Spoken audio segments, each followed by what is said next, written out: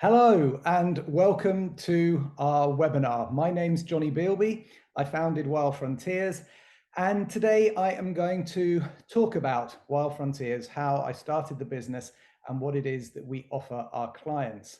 I have been traveling around America. Well, I've been to Denver, Boulder, and I'm now in New York, where I've been giving a series of presentations about Wild Frontiers. But I've had a lot of people talk to me or send us emails saying, look, I'm really sorry, we can't make the physical presentation, but would you mind doing an online version so that we can watch it at our own convenience? So that's what I'm doing now. I am sitting in an apartment in New York, and I am going to tell you that or do the presentation to the camera and to the webinar. So you can watch it all on YouTube whenever you feel you're ready. So as I say, my name's Jonny Bealby. I founded Wild Frontiers 25 years ago, goodness. And this afternoon, I'm going to give you that presentation about both how Wild Frontiers started, the kind of trips that we offer and what we try to deliver to our clients and to the people whose lands we're lucky enough to travel, which is primarily, of course, showing people the magnificent landscapes and wonderful place in the world. Look at this behind me, that's northern Pakistan.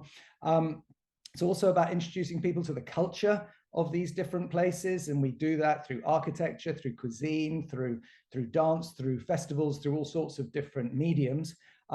It's about giving our clients the most amazing experiences and moments that they will treasure all their lives. And above all, it's about introducing people to the people whose lands that we're lucky enough to visit.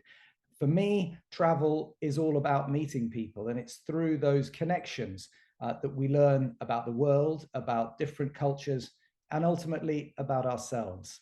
So, without further ado, I'm going to crack on with the presentation. And in order to do that, I'm going to take you back a bit because I think to tell you a bit about my story tells you quite a lot about the type of business that Wild Frontiers is. So I'm going to just share my screen, taking you back to the music scene of the 1980s in London. That's me in the middle with a good deal more hair, singing in a rock band called the Tin Gods. And I'm just going to play you a little bit of the Tin Gods so you can see what we sounded like.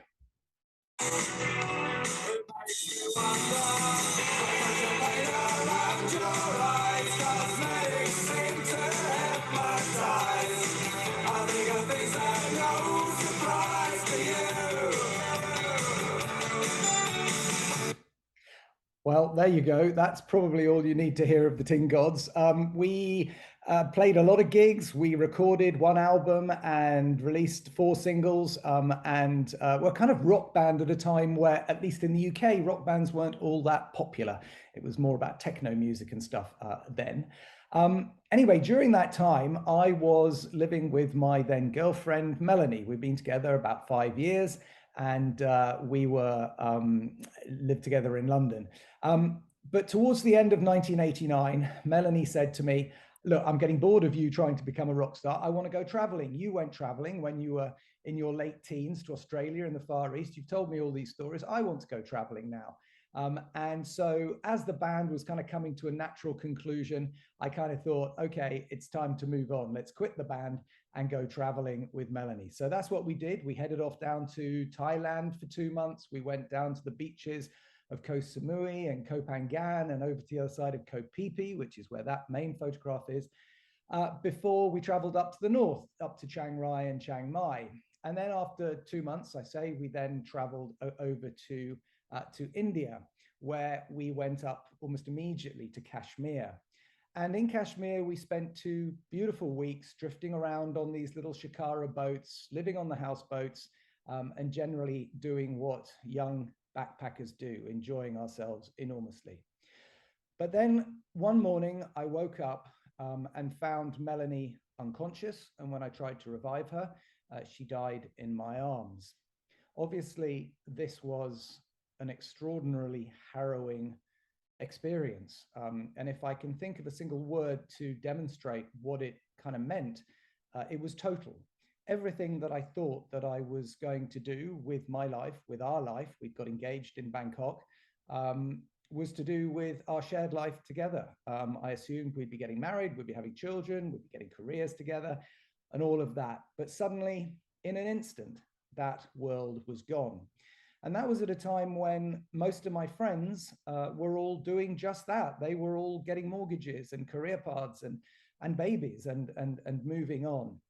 And it was a very lonely, desperate place to be. But after a while of, kind of kicking around, wondering what the value of life was, I kind of decided that I needed to do something that they couldn't do. I needed to go and have an adventure. And so that's what I did. I bought a motorbike. I went up to my parents' farm up in Lincolnshire. I converted it into this amazing machine, and I drove right the way around Africa. You can see there the journey that I took, 1991, 92. It was a journey that was 20,000 miles. It took 10 months to complete, 19 countries, and 36 punctures. I had 4 punctures in a single day in Angola, which was not a great place to spend your time sitting by the road mending punctures. You can see photographs here of me. That was actually my first puncture on top left. That was in the Cameroon, in the Congo rainforests on the right, in the Sahara Desert bottom right, and when I reached Cape Town bottom left. What it also delivered was my first book. And then I was left in a fairly strange situation, because suddenly I found myself as an author. And of course, what do publishing houses want? They want more books from you. And I knew in an instant what I wanted to produce. I wanted to travel in the footsteps, the Rudyard Kipling short story, The Man Who Would Be King. This was a book that had meant a lot to me earlier in my life. I loved the film with Sean Connery and Michael Caine and Christopher Plummer. And so I decided to follow in the fictional footsteps of Kipling's characters from Marwar Junction through Delhi. I walked up the Grand Trunk Road, crossed the border into Pakistan, went up to Peshawar, crossed the famous Khyber Pass, and traveled up to Nuristan and the Kailash Valleys, a land known as Kafiristan. That was a journey through 1995 and 1996. You can see here some pictures. I had to go to Kabul to get some mujahideen together to help me make this journey, which of course was a dangerous trip to make. There were still very much a war going on in Afghanistan. And then the bottom right picture is of the Kailash, which is the last of the pagan tribes to inhabit the Hindu Kush. And I'll tell you a little bit more about them in a minute. But I hadn't quite finished with travel writing yet. I'm just going to see if I can move this picture of me, because you probably got me sitting there. So I'll move that down there, and then you can see the picture of me on the horse. So I did the Silk Road by horse in 1999. I traveled from Islamabad over the Kunjarab Pass to Kashgar, one of the famous Silk Road caravanserais, where I bought a horse and rode 2,500 miles along the Silk Road to the Caspian Sea. Now let's just quickly see if I can get up. There we go. 2,500 miles, 6 countries, 5 horses. So the journey really was staggeringly beautiful through countries like Kyrgyzstan, where you were high up in the mountains. Tajikistan was a fair bit tougher. When you came down to Uzbekistan, of course, you have the amazing sites, which I'll talk about a bit later on, of Samarkand, Bukhara. But by the time I got to Turkmenistan, it was December, it was coming up to the millennium, and it was cold. And you can see there, we ended up walking through an absolute blizzard. But we did make it to the Caspian Sea and ended my journey there. So that resulted in 3 travel books and a Discovery Channel film about the horse riding journey. But what it also delivered was Wild Frontiers, and how it did that was through this man, Saifullah Jan. He is the chief spokesperson for the Kailash. He is an educated Kailash man, speaks perfect English, studied law. His father, who was an uneducated man, realized that the Kailash's future, there are only about 4,000 of them. They live in 2 very small valleys that buttress up against 3 very small valleys that buttress up against the Afghan frontier. And his father realized that if they didn't educate some of the Kailash, they would disappear, that the locals would eventually convert them, hound them out, and they would not have much of a future. So he educated Saifullah, and Saifullah became a very close friend, and still is today. And it was Saifullah that said to me, Jonny, you should forget writing these travel books. You should set up a travel business and bring tourists to our valleys. We would benefit from gaining access to income, which we need. The Kalash live more or less a sustainable existence just off the land and don't have many ways of gaining cash. So tourism was one way that they could to buy medicine for their children, to buy shoes for their children, to educate their children. And he said, you know, and your tourists would benefit from learning about our way of life, which of course, you know, he understood to be fascinating. So that's what I did. With Saifullah's help, we set up our first trip. It's called the Pakistan Summer Mountain Explorer. We still run it today. And that's the route that it takes. It's all through northern Pakistan. You can see Islamabad at the bottom of the screen. It runs in a clockwise direction up to Chitral, over the Shandor Pass and down to Gilgit, up to Hunza, and then right the way across to Skardu and Kaplu before returning down to Islamabad. And that's what I was doing, running trips there through the mountains of the Hindu Kush and the Karakoram from 1998. So as I say, next year will be our 25th anniversary, until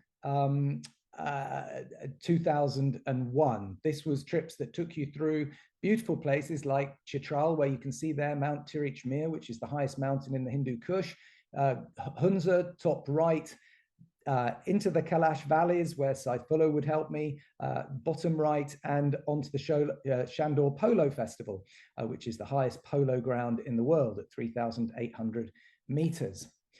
But of course, in 2001, we all know what happened, the tragic events of 9/11 here in New York.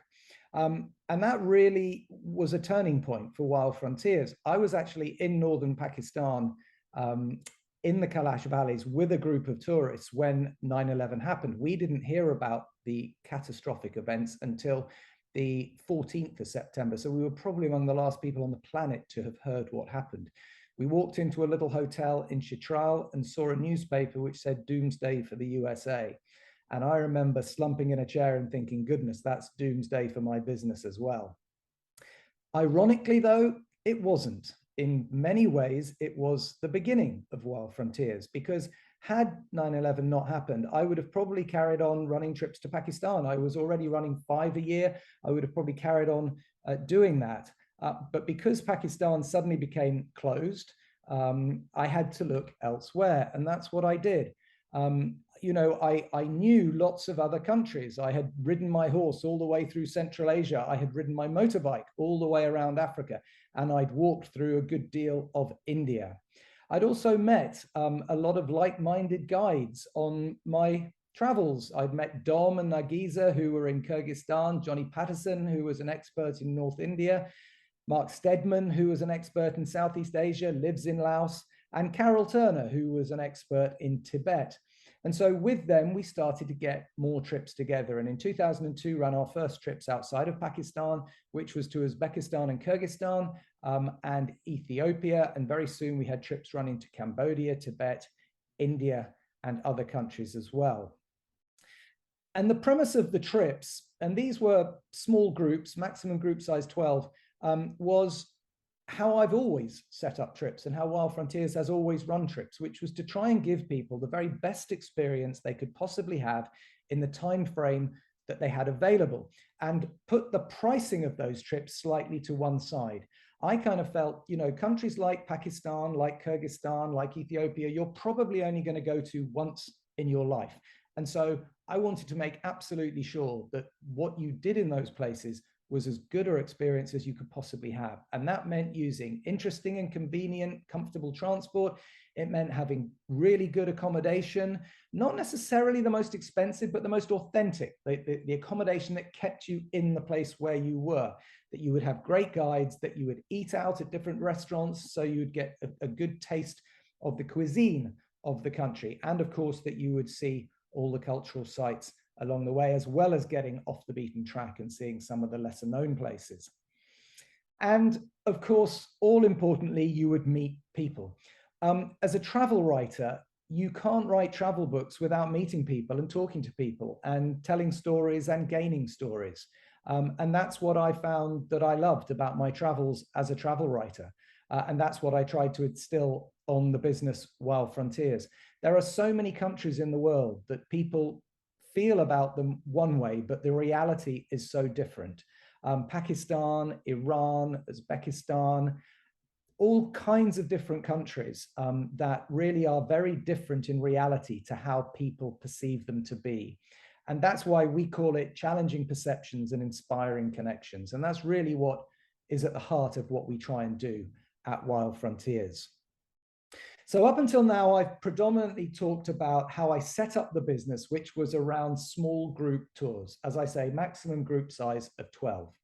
But of course, very early on in our existence, and I'm talking all the way back to 2003, people started to say, well, I really want to go to these destinations. I want to do what you're offering, but I don't want to do it in a group, or the dates don't work.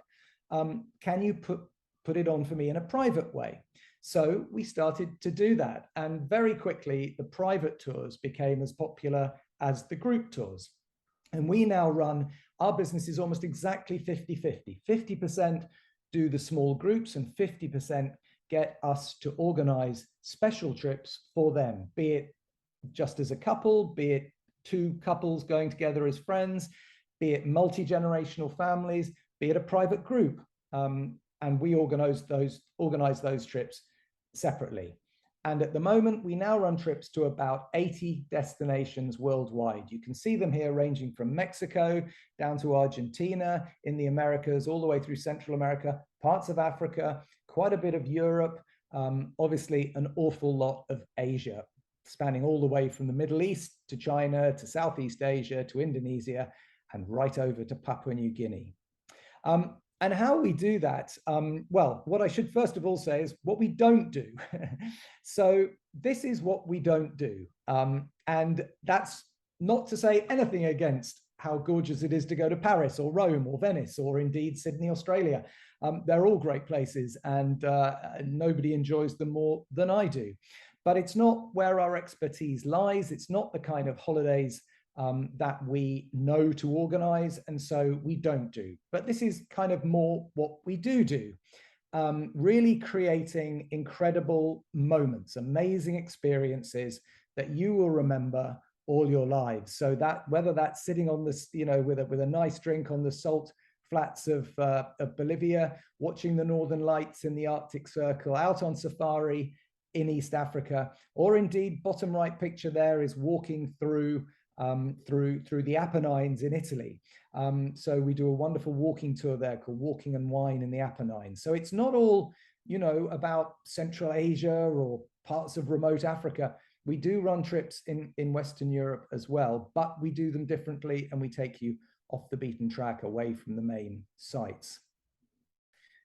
So what do we do and how do we do it? Well, we have an office in London where we have a number of very, very experienced travel specialists. And this is their job. They are there to work with you and create your perfect tailor-made holiday.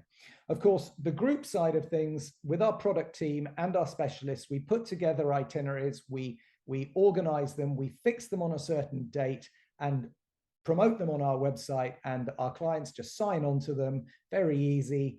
You pay your deposit, you sign on to the trip, you arrive in the destination, and everything's taken care of. You're part of a small group.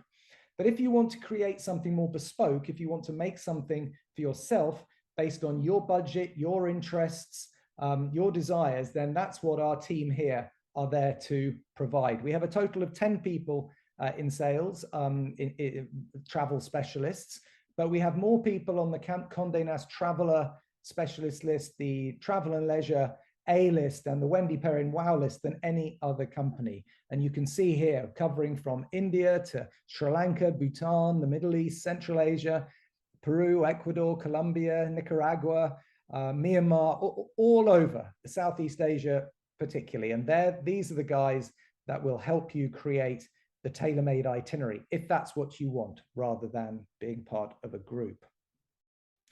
So let me just quickly illustrate then what a group travel is all about. So we have about 350 departures a year of 100 uniquely crafted itineraries across 70 destinations. As I've said, the maximum group size is 12 with an average of 9. We have tour leaders to make sure the trip runs smoothly and local guides to give you that local kind of flavor.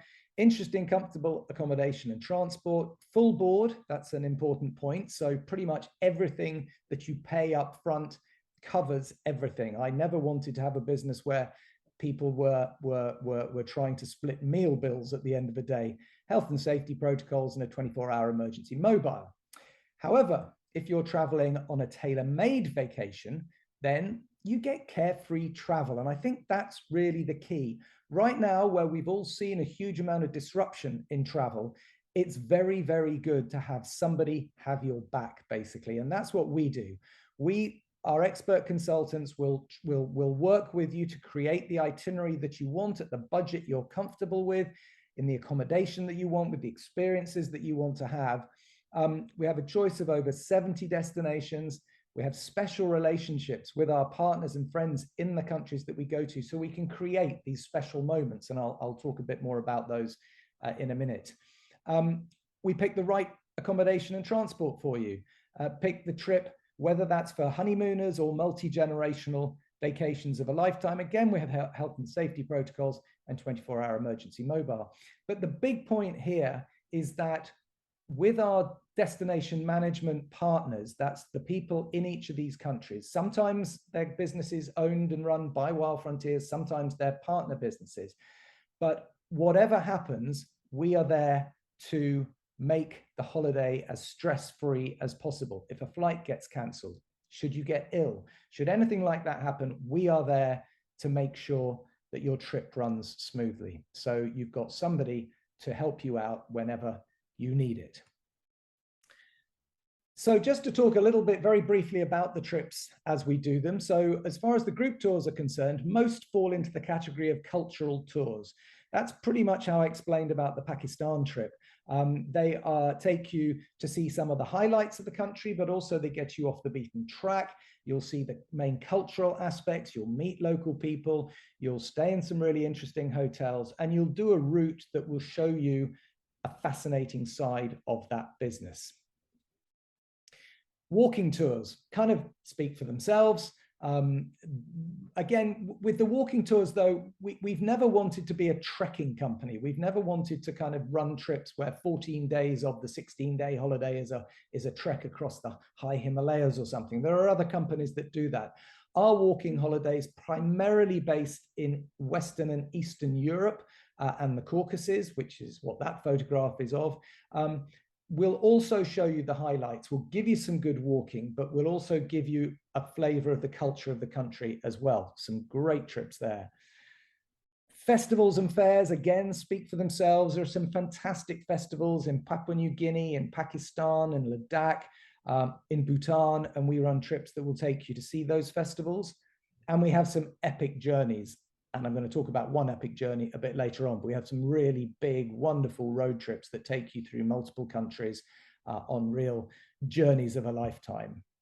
As far as tailor-made travel is concerned, it's all about whatever you as the customer want. So if you want to take a multi-generational trip where your grandparents and you want to take your children and your grandchildren on safari in Africa, or you're a honeymoon couple wanting to go to see Patagonia, or you're just, a regular couple or two groups of friends wanting to go to see the palaces of Rajasthan, we will put it together for you in whichever way you want.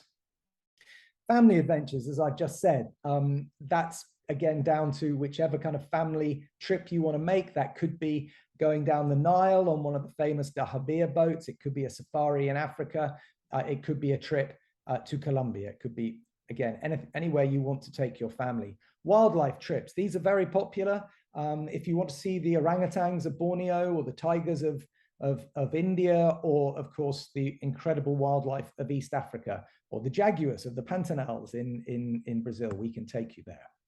And then we've introduced a new a genre of trip called Adventures with Purpose. And these are suggested itineraries that really look at conservation, they look at sustainability, they look at communities. And through community projects, you will begin to see and understand a different way or a way of how the local people live, how they interact with the local wildlife and this sort of thing. Some really wonderful experiences here. And this is a great way to meet local people doing some really interesting things. So let's now just very briefly talk about 5 destinations as examples of what we do. So we're going to talk about India, Rajasthan and Kerala. We're going to talk about Cambodia. We're going to talk about Jordan. We'll talk about Peru. We'll talk about the Silk Road, which will include Georgia and the Caucuses. The smart-eyed ones among you there will realize there are 6 there, not just 5, but Georgia and the Caucasus is really a part of the Silk Road. So that's why we'll quickly touch on those. So let's talk about India to begin with. Now, this is a country that's very close to my heart. One thing I should say is that all of the destinations I'm going to talk about on the webinar, they all have one thing in common, which is a major site. Obviously, in the case of India, it's the Taj Mahal, but they all have a major site. And one of the aspects of kind of getting it right as far as your vacation is concerned is how do you get to see those sites in the best possible way. But before we talk about Taj Mahal, let's just talk about India. We have our own office in Delhi. We set that up in 2009. And really, this gives us a lot more flexibility in putting together the kind of trips that we really want to put together. And it's run by JP Sharma, who's great. He lives out there, and our team are there to help 24/7 to make sure the trips run smoothly. However, you're probably wondering what those 2 other older pictures are. Well, that is my mother, is the little girl, and my uncle and my grandmother and my grandfather. They were stationed in India in the mid-1930s, before the Second World War. And my mum was born there. She was born in Bangalore and lived the first 5 years of her life out there before coming back to England during the war in 1942. But for my grandmother, India was her great adventure. And she used to live 2 miles from us when we were kids growing up, and she would always sit us on her lap and tell us stories about India. And so India kind of loomed large in my childhood and has always felt a place that I kind of knew and understood and have had a passion for. So let's get back to the Taj Mahal. As you can see on the left is what the Taj Mahal will normally be like. I took this photograph. I'm delivering this webinar on the 11th of October 2022. I was actually in India in April 2022, just after the pandemic and restrictions were lifted. And you can see, the Taj Mahal is one of those great sights of the world, one of the great wonders of the modern world. And it is popular. It's popular with the Indian tourists just as much as with the foreign tourists. So it's usually quite busy. Now, that doesn't mean to say it's not worth going to. I've been to the Taj Mahal, I don't know how many times, probably somewhere near 20. And I'm always amazed by just how beautiful it is. And of course, if you go in through the correct entrance, you can go right up to the tomb itself and walk in there and get the full picture of it. And actually, the grounds are pretty big, and you can usually find a nice spot to take a good photograph of it where you can hide some of the crowds. However, if you want to really see the Taj Mahal without any of the crowds, then the best way to do it is to go around the other side, on the other side of the Yamuna River, where you walk through this little orchard and you walk down a farm track, and you'll get to this point where you can sit and look at the Taj from the other side. And it's particularly beautiful at sunset because the sun goes down. I took that photograph at about 4 in the afternoon. Unfortunately, I didn't have time to wait until about 5:30 when it would have been burnished all beautiful pink and look really gorgeous. But you can see you have the water buffaloes in the foreground with the local people, local shepherds, and it's just a magical way to do it. So different ways of doing the Taj Mahal. Now let's talk about Rajasthan, because 80% of first-time travelers to India go to Rajasthan, and for very good reason. This is the land of the kings, and it's where most of the color and beauty, certainly in terms of the architecture, is. This is Amber Fort, just outside Jaipur, and it's stunning. You know, this is the land of kings, the land of palaces, forts, etc. So you have the Mehringar Fort at top left in Jodhpur, the blue city. You have the Palace of the Winds in the pink city of Jaipur, top right. You have Bundi Palace, bottom right, and you have the city palace of Udaipur, bottom left. All beautiful places, and there are many more. Just have a look at this little video. I hope it goes through all right on the webinar. This was a drone shot I took earlier this year, and you can see it's just magnificent. As the sun goes down, it's really one of the most spectacular places on earth. They call Udaipur Venice of the East, and for good reason. It's stunning. There are great palace hotels. Just behind that drone shot is the Lake Palace Hotel, which is top left in your screen, which is the second most photographed building in India and is one of the most iconic hotels of the world. You have the Samod Palace, you have the Bensragar Palace, you have a lot of rural palaces all dotted around Rajasthan, which make a trip there very interesting. And you have the newly opened Six Senses Fort Bawara, which I was lucky enough to experience earlier this year. And of course, there are many, many things to do. You can go shopping into the local market just to see how people are. On the top left is Mehringar Fort in Jodhpur. At about 5:30, if you would like us to organize it, we can close the place, and the curator of the local museum will not only give you a glass of champagne, but he'll take you around on a private tour, and you can then sit and have your dinner underneath the battlements, which is a really wonderful experience. The bottom left is an organization called the Pink City Rickshaw Company. This is an organization that the Wild Frontiers Foundation has supported. What it does is it has electric rickshaws, and it has these wonderful female guides who are just local women from local communities, and they take you on a tour into lesser known parts of Jaipur. So you'll see places where this lady does her shopping and that sort of thing, and it's really fascinating, and it gives you a very different kind of tour. At the bottom right, goodness, I don't know if you can see it actually. Let me just move this up again. That is the oldest camera in India, apparently. It is 150 years old, and sitting over here is Anna. She's our product manager, and she had her photograph taken on it, and that's what it looked like, an 1880s photograph. So you can do all sorts of quirky, interesting things. But one of the things that, again, I'm just going to move myself down again, down to here. Yeah. One of the things that people often don't do, and I think it's really important when you're traveling through Rajasthan, is get off into village India. This is the kind of Kipling-esque India of our childhood imagination. It's where you'll still find the bullock carts and the ladies going to the watering holes, where you'll find little villages with people frying their samosas, and the bullocks coming home at sunset, etc. It's a wonderful, beautiful, soft world that really hasn't changed much in years. And there are plenty of ways to do it. You can take a local jeep from one of the rural hotels. You can take a bicycle from one of them, or indeed, from some, you can even take one of the beautiful Marwari horses and ride through the countryside. And that really is one of the most fabulous experiences. So that's Rajasthan. Let's now kind of talk about the south, Kerala particularly, because that is where most other people will travel to India on either their first or second time. And I always think of Kerala as being kind of more laid back than the north. It's more of a vacation destination in terms of relaxation. Take a few books. You won't read many books when you're traveling around the north. It's just too frenetic, too much fun, too much to see. Whereas in the south, you can wind it all down a bit, go a bit slower, and just enjoy the countryside.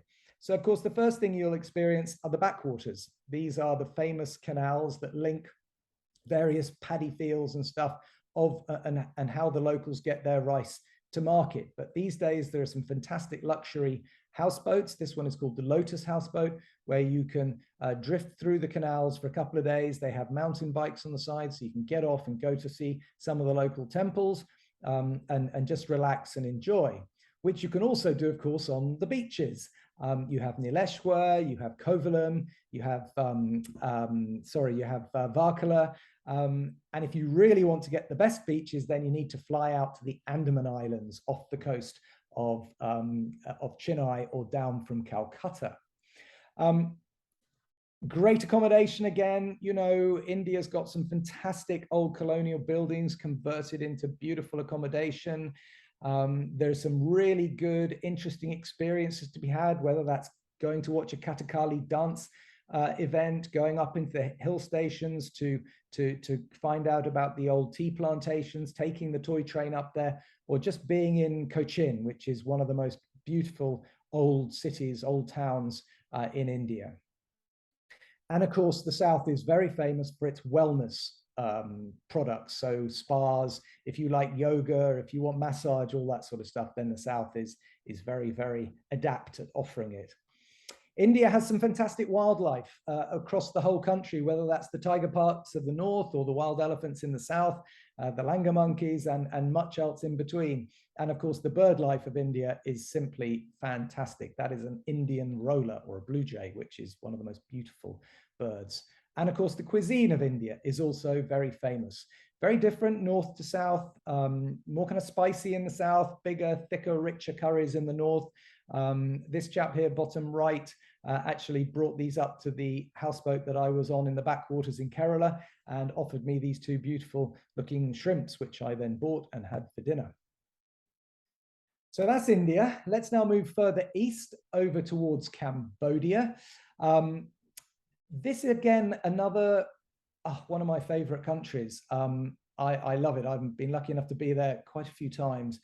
Again, like India with the Taj Mahal, Cambodia has the big site. And in this case, of course, it's Angkor Wat. And there are a number of ways of seeing Angkor Wat. It is undoubtedly one of the great tourist sites of the modern times. And, you know, the Bayan temple with the famous faces is really absolutely remarkable, as is, of course, Angkor Wat. However, if you go to Angkor Wat at 10 o'clock in the morning and walk up the Western Gate, you will be amongst a thicket of a lot of people, most likely, not necessarily entirely. If you went during the monsoon season, you might have it slightly less people, but generally speaking, it's of course going to be busy. However, if you go up into the Eastern Gate at about 5 in the morning and watch the sunrise, you're likely to have it all to yourself. There are other ways of doing the temples around Siem Reap. Jump on a bicycle with your guide and do that, which is a wonderful way to see them and get off the beaten path away from the main sites. Absolutely incredible experience I did recently was to get in a microlight and fly across them, which was just wonderful. And perhaps one of the most exciting experiences you can have is taking a temple safari, where our guys will set up a really beautiful tent in a very remote place just for you and your partner. Big double bed, lovely dinner is served, etc. You go for a nice walk and you can visit temples where nobody else is there. Cambodia used to be seen as a kind of 3-day destination country, mainly just to see Angkor Wat. It's not that anymore. It's, for my mind, absolutely a 2-week or 12-day destination country. It has some fantastic other sites besides Siem Reap. Obviously, there's the capital, Phnom Penh. There's the Kulan waterfalls. There's Kep Siam Mer, which is a beautiful beach town place famous for its crab, and the Cardamom Hills, which are just beautiful. And this circus. Now, when my partners out in Cambodia said to me, "We're going to take you to the circus," I was like, "Really? Is that what I want to do when I'm in a country like Cambodia?" It was incredible. And quite a few of these acrobats end up working for Cirque du Soleil. So that was a real experience. The hotels of Cambodia are absolutely wonderful. I'm sure some of you will have been to Southeast Asia before. You'll understand the service levels in Southeast Asia are just top notch. Across the whole of the region, there are some fantastic hotels. Here you can see the Raffles Le Royale. Top right is interesting. That's a Corbusier-inspired French architect hotel called Kanai Bang Chak, which is wonderful, and other ones in the Cardamom Hills, etc. But if you really want to splash the boat out, sorry, I'm going to have to move my face again. If you really want to throw the boat out, then a great way to finish your trip is on the private island of Song Sa. This is a beautiful place with just very few rooms and barefoot luxury at its most magnificent. So this all ends up with being a wonderful kind of holiday destination in itself. But should you wish to combine it with other places, then of course you can do very easily with Thailand, which makes a good hub city coming into Bangkok, accesses Siem Reap or Phnom Penh very easily. Vietnam, where you can go down to Halong Bay, to Hanoi or Ho Chi Minh City, and Laos, which is another really interesting off the beaten track country, which has beautiful towns like Vang Vieng, Vientiane, and Luang Prabang most famously. So let's now move back west towards the Middle East. And Jordan, we do a lot in the Middle East. We run trips to Oman, to Jordan, to Iran, to North African places like Egypt, etc., and even Saudi Arabia. But Jordan is probably our most popular, and for good reason. Again, just like India, just like Cambodia, Jordan has its main magnificent site, and that is the Petra, the Nabatean capital of Petra, which is just one of the wonders of the world. And one of the things that gets you about Petra is just how big it is. I really hadn't realized quite the scale of the place until I went there for the first time, and it's vast. I mean, there are hundreds of rock buildings or carved troglodyte caves, and it spans an enormous region, over 1,000 acres, I would guess, maybe even more than that. Of course, top right, the most famous site of Petra is the Treasury, which most people come to by coming down through the Sikh. It's this very narrow little corridor that you'll all remember from Indiana Jones and the Temple of Doom. At least I think it was the Temple of Doom, wasn't it? And so that's the way that most people come in. However, if you want to avoid the crowds, then a really good way of doing it is the back door into Petra. And that requires you to do a really wonderful 2-hour walk. It's quite a neat, it's not that difficult to walk through this beautiful countryside. You can see the steps there cut out of the rock. And that brings you into the back end of Petra to the monastery, which is the picture bottom left. And if you leave early enough, let's say at 7 o'clock in the morning, you'll get here about 9 o'clock. And that means that you'll be up at the monastery before any of the crowds have got in through the Sikh and the Treasury and anywhere near the monastery. So you'll have the first half of Petra entirely to yourself. Jordan, of course, has many other sites as well, and is definitely a destination within itself, whether that's the capital, Amman, with its beautiful Roman amphitheater. You've got the Roman ruins of Jerash with the famous colonnade.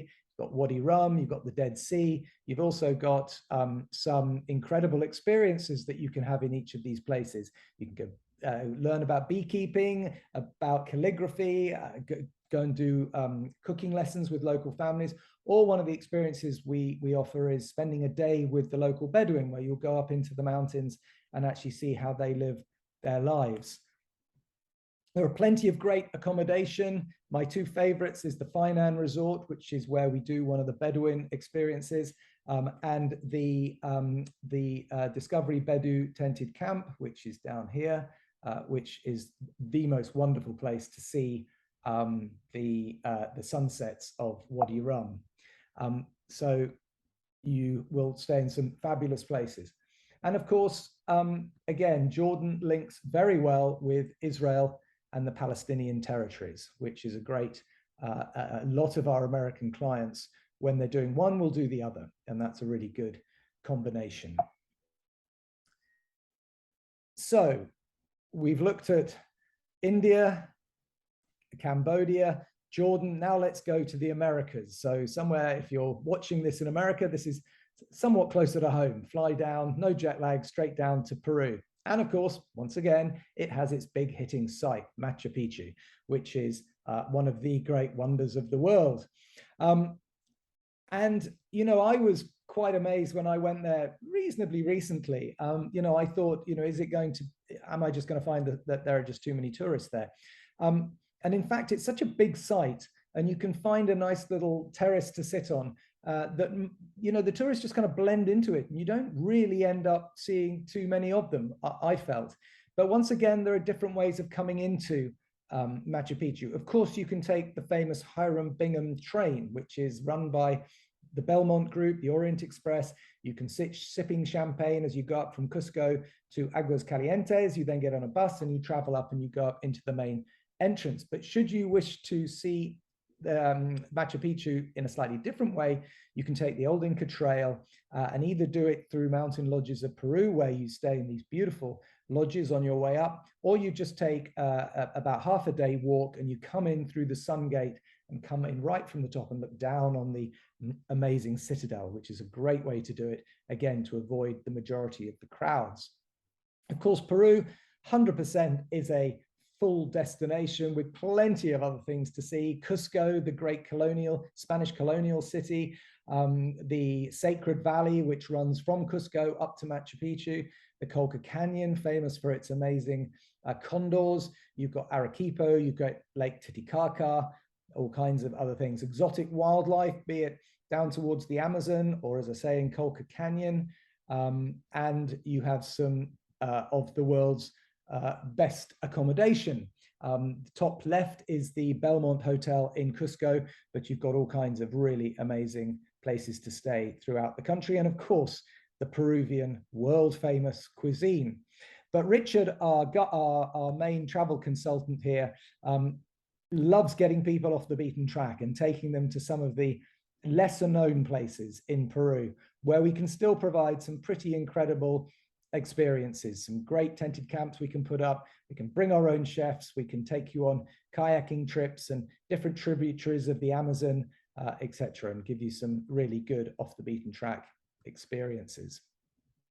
And finally, I just want to talk about the Silk Road, because this is a part of the world that's very dear to my heart. I rode my horse all the way along it, well, not all the way along it, but a large portion of it. And I think it's a part of the world that is often overlooked by a lot of people, because perhaps they don't understand it, or perhaps because it was obviously a former part of the Soviet Union, and therefore people are less familiar with it. But if you look at a place like this, Samarkand, for example, this is the Registan Square in Samarkand.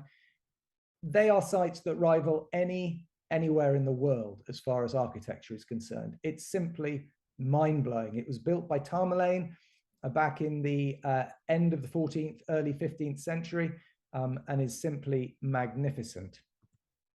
The Silk Road itself, of course, ran from Xi'an in China all the way to Istanbul.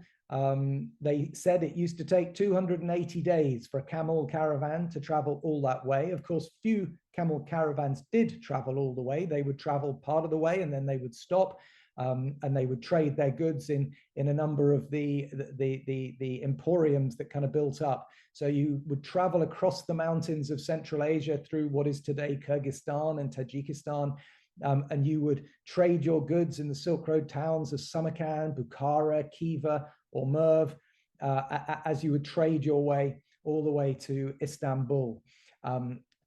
And that's a picture there of the Blue Mosque. And we do this trip. Oh, I'm going to have to move myself again. Well, actually, I don't think I will have to. It's our biggest adventure. We talked a little bit earlier about epic journeys. Well, this is about as epic a journey as you could possibly make. It's from Xi'an in China, and it travels all the way to Istanbul by way of 6 countries. It takes 47 days, and it ticks off 15 UNESCO World Heritage Sites. Now, I've had a few people in America at my live events ask me, well, what happens if you can't or don't want to go to Iran? And the simple answer to that is we created a second trip like this that goes around Iran. So you don't have to travel through Iran if you don't want to. All I would say to that is that Iran is an absolutely fascinating, beautiful, very interesting country, and we do take quite a lot of Americans there. So don't be put off just because of the name Iran. If you were born in Israel or you have an Israeli stamp in your passport, then you probably will struggle to get a visa. But other than that, it's open to Americans, and we take plenty of Americans there. It's an incredible journey. And one of the things that people have said to me about this journey, when I set it up, I thought we would be lucky to run one a year. We've ended up running 3 or 4 a year pre-pandemic. And what people have said is that they've absolutely loved the way that doing all this trip in one go really gives you a sense of the journey of the Silk Road. Of course, we've got lots of trips that split this trip up into 2-week sections, and you could do it over, the whole thing over 10 years or something. But by doing it in 47 days, you get this great sense of the journey. That's what makes it so special. So talking about the kind of Central Asian part of the Silk Road, the highlights really are Uzbekistan, which offers the great Silk Road cities of Samarkand, Bukhara, and Khiva. These are where you will see some of the most magnificent architecture of the Silk Road. There are great markets as well. These were the sedentary people of the Silk Road. These were the people that became the money makers, the contract makers, the publicans, the blacksmiths, the people that kind of kept the caravans going. Whereas Kyrgyzstan, which is one of the most beautiful countries on earth, these were the nomads of the Silk Road, and they were the ones that kind of run the caravans. They were the ones that took the camels, took the horses, and took the goods from one country or from along the route from one place to another. I'm actually running a trip in 2023 that will take us from Kyrgyzstan to Uzbekistan. So if anybody wants to sign up for that, please do. Yeah, Kyrgyzstan is just a really, really beautiful country. Georgia and the Caucasus is another one of my favorites. I've kind of tagged this on to the Silk Road because, of course, Georgia and the Caucasus, meaning Azerbaijan and Armenia, were all countries that were through which various threads and trails of the Silk Road passed. And it's an incredibly beautiful, interesting country sitting kind of at the edge of Europe, where East meets West, where Islam and Christianity buttress up against each other. You have this very interesting Orthodox Christian religion where you get all these fabulous churches, with amazing frescoes and stuff. You get these incredible villages right up in the north of the country, which are among the highest villages in Europe, where you have the famous defensive towers.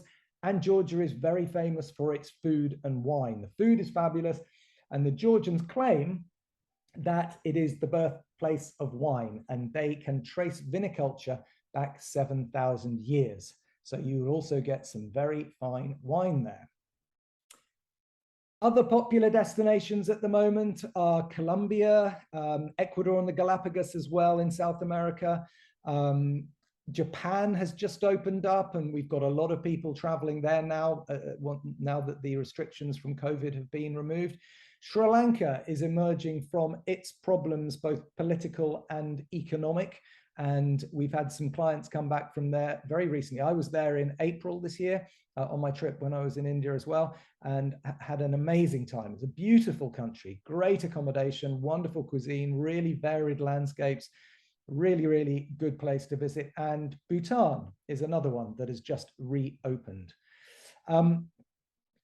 But just before I came to America, I thought I'll just have a look in our system and see which is our most popular destination for Americans at the moment. And actually, it turns out to be Egypt and the Nile, for very good reason. These dahabiyas, these lovely sailing boats that you can take, which vary in size from 3 rooms to 10 rooms. So if you're a small family, you can use one. If you're a bigger group, you can use them. And they travel up the Nile from Luxor to Aswan, stopping at night at little villages, meeting local people, going to the temples when the big cruise ships aren't there, so you get the temples to yourself. And you can really have a magical trip. If you kind of add on Cairo at the beginning and Abu Simbel at the end, then you get a fabulous trip to Egypt. which, as I say, is pretty popular. The main reason why that's our top selling destination to Americans at the moment is because it opened earlier. India is our biggest selling destination generally, and Southeast Asia. So we'll see those places return, I'm sure, very soon. So now let me kind of finish off by just quickly talking about the Wild Frontiers Foundation. In 2009, we kind of realized that while we were doing, some good work by just traveling to places, and putting therefore the money from tourism into the local community, to the drivers, the guides, the cooks, the local guest houses and stuff, we were always coming up or being put in touch with people that had specific projects, good projects that we wanted to help support. So in 2010, we walked to K2 base camp. That's me on the right. And we raised about $30,000, through which we built our first school in northern Pakistan at a little village called Balagon. I was out there in May this year, checking up on them. Getting a couple of different classrooms renovated. We've got 6 teachers now, which is great. We educate 107 students, girls and boys, as you can see, and help them get to the government middle school, which is really great. But we do a number of other projects as well. We bought this minibus for a school in Ladakh because the children had too far to walk. We sponsor a number of classrooms in India, Pakistan, and Laos. The bottom left picture, I don't know if you can see in the back, is a gorilla rolling on his back. That's a really interesting project that we have been involved in the Congo. So it's all with this partner we have there called John Kahekwe, who has his own foundation. And this is all about helping conserve the primates of the area. And what he wanted to do was to try and get the locals in to see the gorillas. Now, for a tourist, it's $400 to go in and see the gorillas. For a local, it's only $20. However, $20 in this part of the world is unimaginably too much for these people. This is a very poor part of the world.